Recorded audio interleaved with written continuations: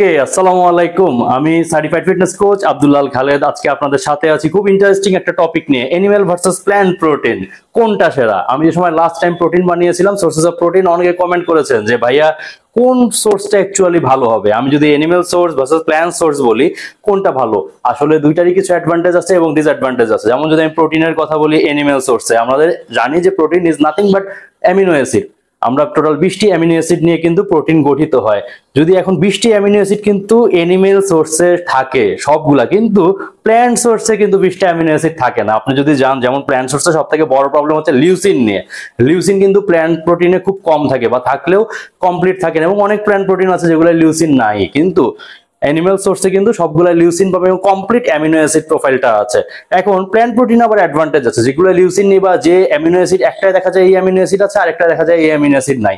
So আমরা যখন plant protein খাবো, আমরা ট্রাই করবো এটা মিক্স করার। যেমন মিক্স নাট, আমরা যখন নাট খাবো নাটটা মিক্স করবো, বিন যখন খাবো তখন বিনটা মিক্স করবো।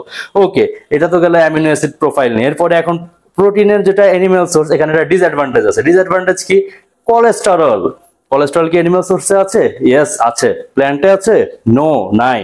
এখন যদি আসি আমি হরমোন ইউজের ব্যাপারে, এনিম্যাল সোর্সের কিন্তু প্রোটিনে অনেক সময় দেখা যাচ্ছে যে গরুকে ইনজেক্ট করা হচ্ছে, এর হরমোন থেকে যাচ্ছে যদি প্রপারলি এটা মেনটেন না করা হয়। আবার প্ল্যান্ট সোর্সে কিন্তু এই হরমোনের ইস্যুটা নেই, কিন্তু প্ল্যান্ট সোর্সে আবার আরেকটা প্রবলেম আছে। এখানে কিন্তু আপনার ইনসেকটিসাইডস এবং পেস্টিসাইডস ইউজ করে, দ্যাট ইজ আমরা যেটাকে বলি রাসায়নিক বিষ দেওয়া হয় পোকামাকড় দূর করার জন্য।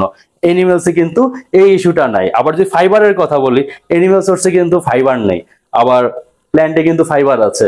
আবার আমরা যদি আসি ফ্যাটের ব্যাপারে, আমরা যে এনিম্যাল সোর্সেই যাই না কেন, এটাতে কিন্তু ফ্যাট থাকবেই, প্ল্যান্টে কিন্তু ফ্যাট নেই। এখন যদি প্রোটিনের কোয়ান্টিটিতে আসি যে কোনটা সুপিরিয়র, অফকোর্স এনিম্যাল। আমি অনেক অ্যাডভান্টেজ ডিসঅ্যাডভান্টেজ থাকতেই পারে, কিন্তু সুপিরিয়র কোয়ালিটি অবশ্যই এনিমেল। এই জন্য আমি অলওয়েজ সাজেস্ট করব যে এনিমেল প্রোটিনটাই খেতে। তার মানে এই না কিন্তু যে প্ল্যান্ট প্রোটিন খাওয়া যাবে না, প্ল্যান্ট প্রোটিনও খেতে হবে।